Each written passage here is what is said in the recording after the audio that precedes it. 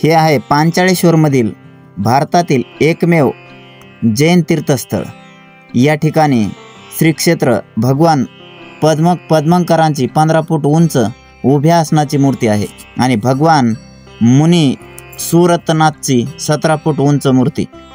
या मूर्ती खूपच देखण्या आणि दिसायला सुंदर संगमरवरी दगडाने बनवलेल्या आहेत। या ठिकाणी गेल्याच्या नंतर डोळ्याने पाहिल्याच्या नंतर इथलं महत्त्व आपल्याला समजून येतं।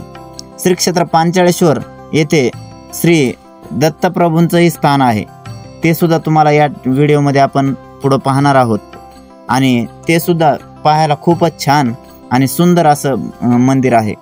त्या ठिकाणची आख्यायिका, त्या ठिकाणचं महत्त्व आपण या व्हिडिओमध्ये पाहणार आहोत। चला तर मग सुरू करूया पांचाळेश्वरचा हा व्हिडिओ। तर नमस्कार मित्रांनो, स्वागत आहे आपलं दुर्मिळ माहिती या आपल्या यूट्यूब चॅनलमध्ये। आज आपण चाललो आहोत पांचाळेश्वर नगरीमध्ये। पांचाळेश्वर नगरी ही इतिहासात आणि देवत्वाच्या दृष्टीने खूप महत्त्वाची नगरी आहे।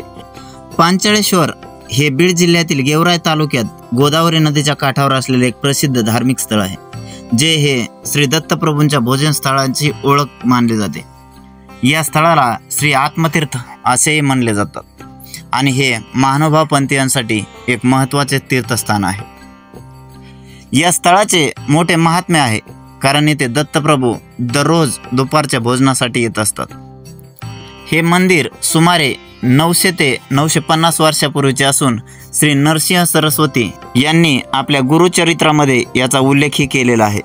चक्रधर स्वामींनीही येथे काही काळ तपश्चर्या केली होती। येथे वर्षभर विविध धार्मिक कार्यक्रमाचे आयोजन केले असते। विशेषतः मार्गशीर्ष महिन्यात मोठा उत्सव साजरा होतो। दत्त जन्मोत्सव मोठ्या उत्साहात साजरा केला जातो।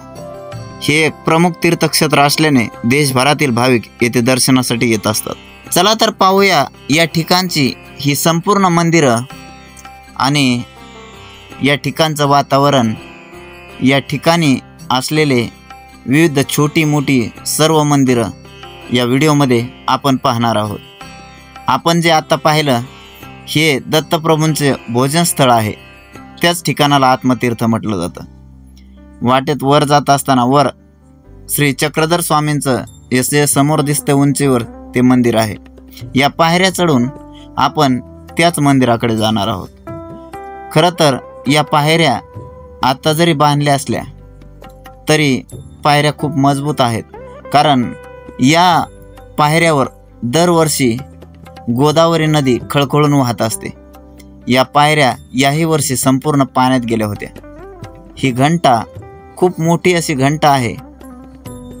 या घंटेचा नाद त्या संपूर्ण गंगेचा परिसर दुमदुमून काढतो, एवढी मोठी ही घंटा आहे। आणि या परिसरामध्ये असलेलं सौंदर्य, या परिसरामध्ये असलेलं हे खूप सुंदर असं वातावरण त्या ठिकाणी गेल्याच्या नंतरच आपल्याला पाहायला मिळतं, अनुभवायला मिळतं। याच दरवाजामधून आपण जाणार आहोत श्री चक्रधर स्वामी यांच्या मंदिराकडं। ही वेस खूप जुनी आणि पुरातन वेस आहे। या वेशीमधून आत आपण या श्री चक्रधर स्वामींच्या मंदिरामध्ये प्रवेश करणार आहोत। श्री चक्रधर स्वामी यांच्या मंदिरामध्ये आपण प्रवेश केल्याच्या नंतर आपल्याला त्या ठिकाणी शांतता, मनाला एक वेगळाच अनुभव त्या ठिकाणी आल्याशिवाय राहत नाही। सुंदर अशा रांगोळ्या भक्तांनी त्या ठिकाणी काढलेल्या असतात। अखंड पारायण ही महानुभाव पंथांची साधू संत मंडळी त्या ठिकाणी करत असते। खरं तर ही श्री चक्रधर स्वामींची सुंदर अशी पितळी मूर्ती आपल्याला त्या ठिकाणी पाहायला मिळते। त्या मूर्तीचं दर्शन घेऊन आपण बाहेर येतो। बाहेर आल्याच्या नंतर अशी विविध ठिकाणची ही देवस्थानं आपल्याला पाहायला मिळतात। आपण त्या ठिकाणीही दर्शन घेऊ शकतो। खरंच तिथे खूपच शांतता आणि मनाला आल्हाद देणारं वातावरण त्या ठिकाणी आहे। आपण हे मंदिर पाहिलं, या मंदिरापासून बाहेर आल्याच्या नंतरच तिथं आपल्याला हा विस्तीर्ण हॉल पाहायला मिळाला। तिथून पुढे आल्याच्या नंतर आपण जातो ते दत्त गुफामध्ये। हे दत्त गुफा जे मंदिर आहे हे खूपच पुरातन मंदिर आहे।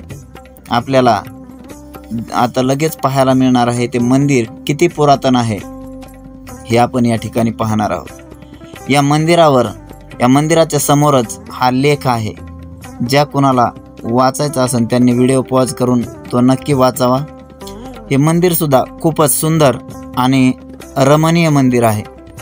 असं सांगतात की दत्तप्रभूंनी भोजन केल्याच्या नंतर ते विश्रांतीसाठी याच गुफेमध्ये यायचे, कारण या गुफेमध्ये खूप शांतता आहे आणि हे मंदिर इतकं सुंदर बनवलेलं आहे। आपण पाहू शकता व्हिडिओमध्ये की या मंदिराला खूप छान अशा काचांनी सजवलेलं आहे। आत गेल्याच्या नंतर इतकं मनाला खूप भारी वाटतं। त्या ठिकाणी हे मंदिर खूपच सुंदर आणि पाहण्याजोगं आहे। आतमध्ये मंदिरात गेल्याच्या नंतर बाहेरून मंदिर लक्षात येत नाही इतकं सुंदर असेल, परंतु मंदिरात गेल्याच्या नंतर लक्षात येतं की खूपच सुंदर असं हे मंदिर आणि ही समाधी सुद्धा खूप जुनी आहे। या ठिकाणी दत्त गुफा दत्तप्रभू या ठिकाणी विश्रांतीसाठी यायचे।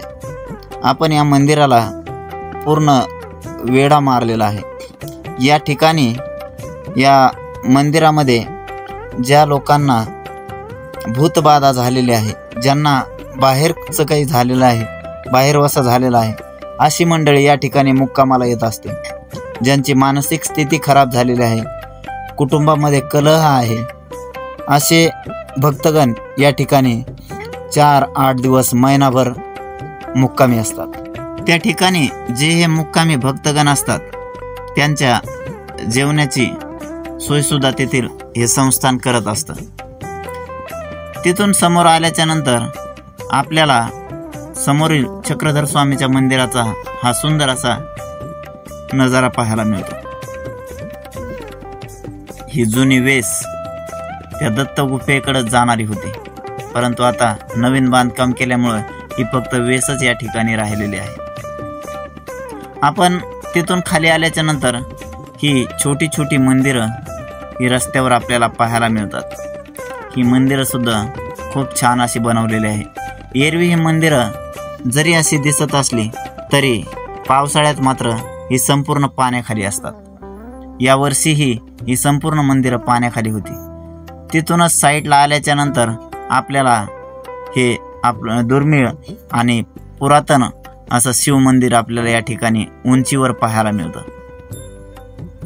हे मंदिर ही खूप सुंदर आणि खूपच जुनं आणि पुरातन मंदिर आहे। येथील विस्तीर्ण शिवलिंग आपल्याला त्या ठिकाणी पाहायला मिळतं। या शिवलिंगाहून समोर पाहिलं की आपल्याला आपेगावचं विज्ञानेश्वर मंदिर येथून सरळ पाहायला भेटतं, जी श्री संत ज्ञानेश्वर महाराज यांच्या आईवडिलांची जन्मभूमी आहे। याच शिवमंदिराच्या बाजूला हे आहे जैन धर्मियांचं खूप महत्त्वाचं तीर्थस्थळ, जे 1008 नंदीश्वर 52 जिनालय म्हणून भारतामध्ये प्रसिद्ध आहे। या मंदिरामध्ये ह्या उंच आणि या विशिष्ट मूर्ती आपल्याला या ठिकाणी पाहायला मिळतात। खरं तर या उभ्या मूर्ती त्या ठिकाणी गेल्याच्या नंतर आपलं लक्ष वेधून घेतात। संगमरवरी आणि खूप मजबूत अशा या मूर्ती आणि त्यांच्या पायथ्याशी लिहिलेले हे लेख काहीतरी त्या ठिकाणी आपल्याला सांगून जातात। खरं तर अशी ही मंदिरं खूपच दुर्मिळ आहेत। ही दुर्मिळ मंदिरं आणि हे जैन धर्मियांची श्रद्धा असलेलं खूप मोठं तीर्थस्थळ आहे। खरं तर आपल्याला जैन धर्मियांविषयी जरी फारसं काही सांगता आलं नाही तरी पण त्यांची खूप मोठी श्रद्धा या मंदिरावर आहे। या ठिकाणी खूप अशा छोट्या छोट्या जैन धर्मगुरूंच्या मूर्तीसुद्धा आपल्याला त्या ठिकाणी पाहायला मिळतात।